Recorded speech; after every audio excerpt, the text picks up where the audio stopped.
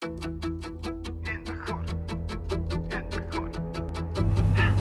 тоглолтод би хүмүүс буруу ойлгосон билээ. Би зохион байгуулж байгаа хүн биш гэдэг хэлсэн дээр баг.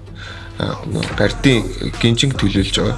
Гинжингийн нэгдүгээр сайн найз нэгж авдаг. Хоёрдугаарт яг нэг тийм найзын өрөөнд менежер нээж авдаг. Тийм учраас энэ тоглолтод туслаад орж байгаа шүү гэдгийг хэлэхгүй болдгомаа. Тийм энэ тоглолтын хувьд гэх юм бол яг л жинхэнэ хипхоп тоглолт шүү дээ. Хамгийн байж болох хамгийн чанартай real гэж хэлдэгтэй жинхэнэ хипхоп чанартай хипхоп хөгжим сонсдог хүмүүст бүр илүү их таалагдах ёстой яг жинхэнэ хипхоп тоглолттой. Энэ гурав юм уу? Тэгвэл бол энэ бол жинхэнэ real deal биш үү гэхээр тийм л тоглолт шүү дээ гэж бодож байна. За намайг TJ гэдэг би хөгжмийн продюсер, найруулагч. Тэгээд энэ удаагийн 5 сарын 10-нд болох байгаа энд хүрээ яг энэ хипхоп шоуны хувьд бол хоёр том онцлог байгаа. Нэгдүгээр онцлог гэх юм бол энэ өөрөө зуны нээлт буюу одоо бүх энэ Монголд байгаа шоу бизнес дотроос энэ зуны салхийг хаалж байгаа гэдэг талаас яг бид нэр гоё айгу проуд хийж байгаа.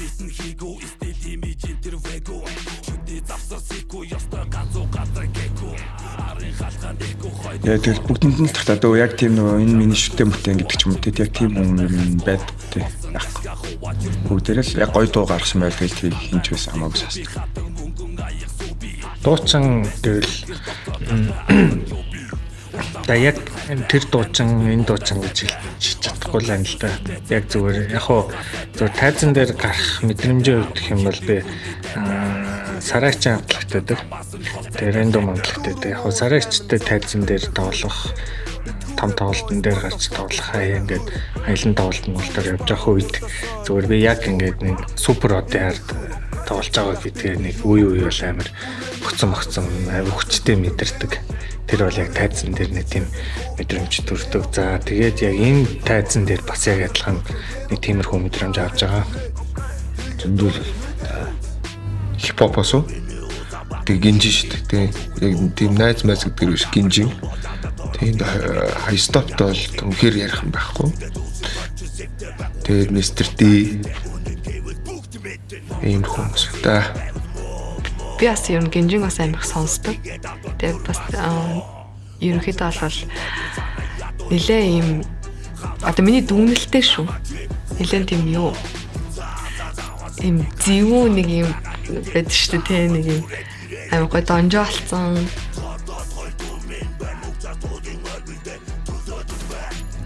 Би баян хөгжим сонсдог. Маш их хөгжим сонсдог. Урлагийн юм уу гэмээр л их хөгжим сонсдог. Машинд, гэрт, усанд ороход 0 гэх юм.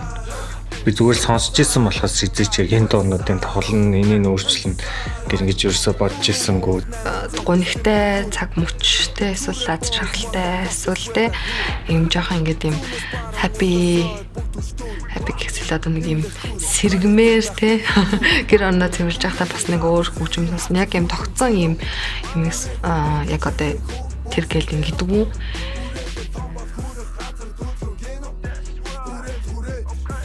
Зүгээр л сууж болохгүй.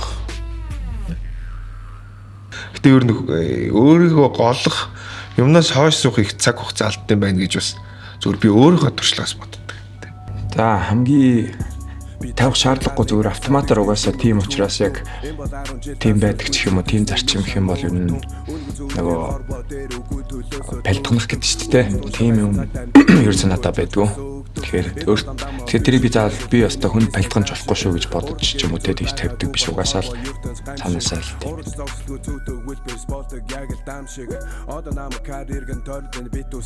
За яг одоо тэрнээс ч илүү хүчтэй байсан байж магадгүй л гэхдээ хамгийн түрүүнд бодогдсон нь болохоор яг миний нэг хоолоо нэг жилийн өмнө 2020 оноос 23 он хүртэл нэг 3 жилийн хугацаанд ер нь өвцөө.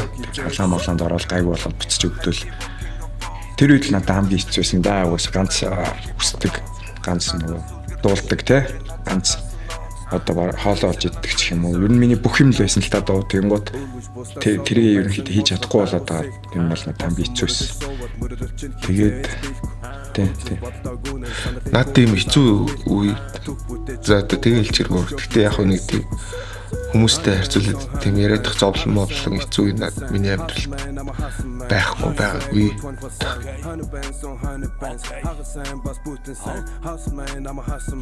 Хүүхдүүдээс сонсож штэ. Манаа юу юм бэ?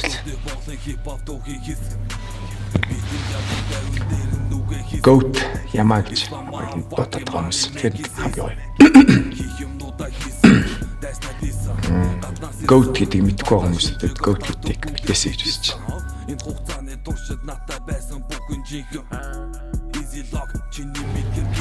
За юм хайртай хүмүүсүүд маань өвддөг ч юм уу те. Тиймэрхүү юмас л хүний ажинда.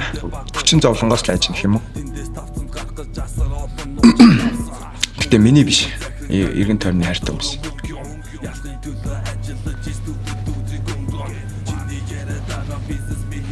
Гин бидээс хол тэгээд төсөөлөлтөө тэнэг юм бодож суух хэрэгтэй.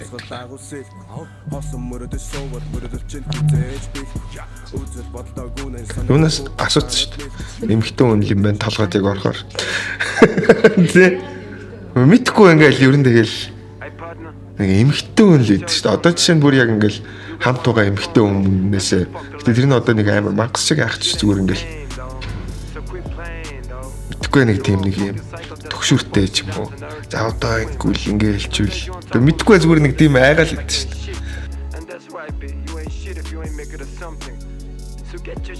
Амьдрал сайхан шүү дээ. Амьдрал сайхан. Хаг яах чи хийж үлдээж идэх шүү дээ. Нууса сайхан гэж харуу сайхан, онцгүй гэж харуу онцгүй. Тийм шүү дээ. Яаж ярихаас л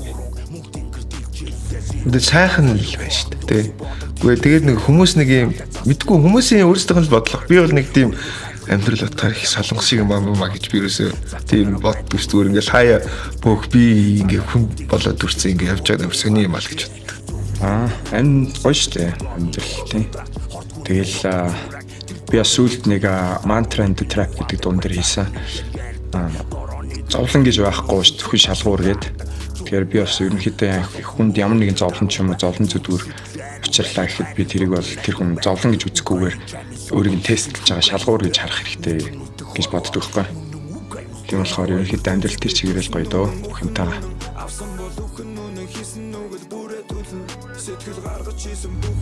Энэ тэгэл байж бол хамгийн чанартай жинхэнэ хипхоп л тоглолт шүү дээ. Тэгэл гурван өөр хип ингээл яг ингээд ерөнхий рэп хөгжим ерөнхий өнгөцхөн мэддэг хүн бол хипхоп тоглох гурван үйл юм байна гэж бодно. Яг хипхопыг сонсдог хүн бол шал өөр гурван төрлийн жанрыг хэмжинээс сонссон шүү дээ. Цаг үеэс гадна шал өөр гурван төрлийн хөгжим. Trap, drill тэгэл одоо нөө бидний хэл занснаар old school гэж ярьдаг те. Тэгэл энэ чинь тэгэл цаашаа задрал өшөө олон зүйл болол явчихна. Тэгэл энэ бүгдийг нэг дор сонсно. I stop, copy ах, bog ах, descent, гинжин гэл шал өөр төрлийн амар сонирхолтой байна. Тэгээд амьд хөгжим тэр бас байгаа юм байлаа. Тэгээд амьд хөгжим дээр хин яаж дуулах юм, яах юм гэдгийг харах бол их сонирхолтой. Тэгээд энэ гураасаад энэ гурыг хүндэлдэг найз нөхдөд ч гэсэн тайзан дээрээс дуулах юм байлаа. Тэгээд хүмүүсийн хамгийн сонирхолтой нь лавга өөр хүмүүс бол байна. Тэгээд энэ бүгдээр сонирхолтой авах гэж бодож шүү дээ. Угаасаа л тийм л тоо. Тэгээд хамгийн ихний шоу шүү дээ. Тэгээд эн чинь энда хүрээ гэдгээс гадна сүүлийн үед хүндлэл бас хайр гэдэг зүйл нэмэгдэжээд байгаа. Тэгэхээр бид бүгдийн хувьд юм мартагдчихгүй л өдрөл баха. Энэ тоглолтоор бас ингээд хүндэтгэл үзүүлэх баха. Энэ бол хүндэтгэлийн тоглолт хаа гэж би бас бодож байна.